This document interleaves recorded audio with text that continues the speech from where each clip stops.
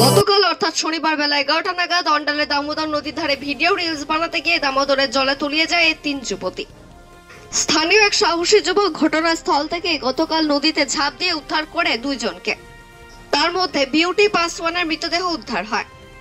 জীবিত অবস্থায় উদ্ধার করা হয় প্রিয়াঙ্কা প্রসাদকে, তবে উদ্ধার করা যায়নি জ্যোতি প্রসাদকে।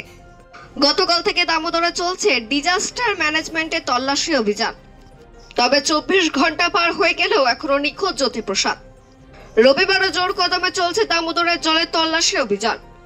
এদিন প্রত্যক্ষদর্শী অনাথ বাউরি জানান, গতকাল ঘটনায় তিনি আজও শিরোহিত। অন্ডালে দামোদরের যে ঘাটে দুর্ঘটনাটি ঘটেছিল তার সামনে একটা ঘাটে তিনি স্নান করছিলেন। কয়েকজন বাচ্চা মেয়ের চিৎকার শুনে তিনি ঘাটে এসে দেখেন দামোদর জলে তলিয়ে যাচ্ছে কয়েকটা মেয়ে। কোনো কিছুই না ভেবে জলে ঝাঁপ দিয়ে তিনি উদ্ধার করেন একের পর এক 2 জনকে। একজনকে জীবিত অবস্থায় উদ্ধার করা হয়, অন্য আরেকজনকে উদ্ধার করার পর হাসপাতালে পাঠালে সেখানে ডাক্তাররা তাকে মৃত বলে ঘোষণা করেন। অন্ডাল থেকে অজিত মিশ্রা, রিপোর্ট নিউজে।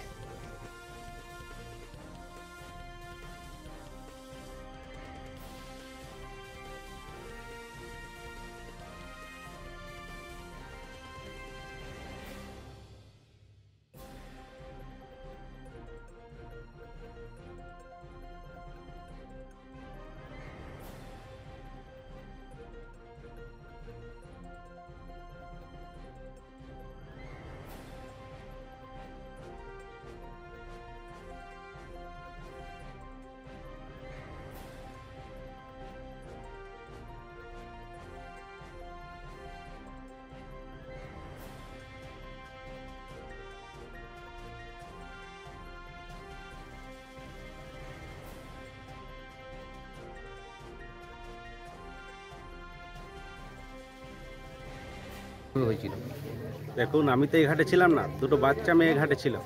আমি নেমেছিলাম আমাদের ঘাটে স্নান করতে। তারপর আমি স্নান করতে জাস্ট নেমেছি, সেই সময় এখানে বাচ্চা 2টো আমাকে হাঁক দিচ্ছে যে দাদা এসো এসো, একজন ডুবে যাচ্ছে।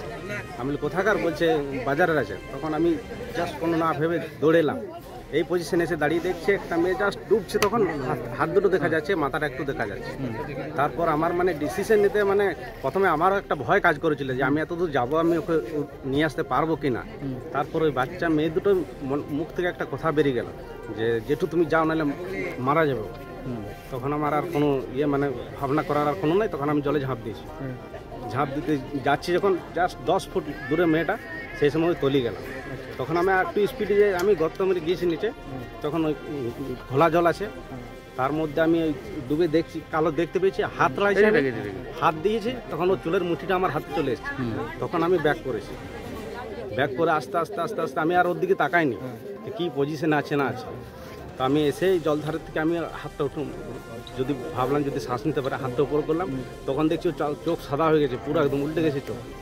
এসে এখানে শোয়ালাম, শুয়ে পড়তে বুকে চাপ দেওয়ার পর জ্ঞান ফেলে না। 2 জন ছিল, বলছে জোরে চাপ দে। ও 5-6 বার জোরে চাপ দেওয়ার পর ও শ্বাসটা খুলে গেল।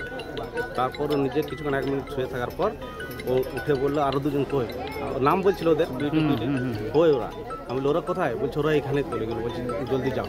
তখন আর কিছু করার নেই আমার, ওখানে এত ডিপ আছে, 25-30 ফুট জল আছে, ওখানে আর আমার কিছু করার ছিল না। আর দ্বিতীয় জন কিভাবে উদ্ধার করলেন? আর দ্বিতীয় জন, তখন আমি 3 জন ছোটো বাচ্চা ছিল, ওদেরকে বললাম যে গ্রামে খবর দিয়ে জলদি করে।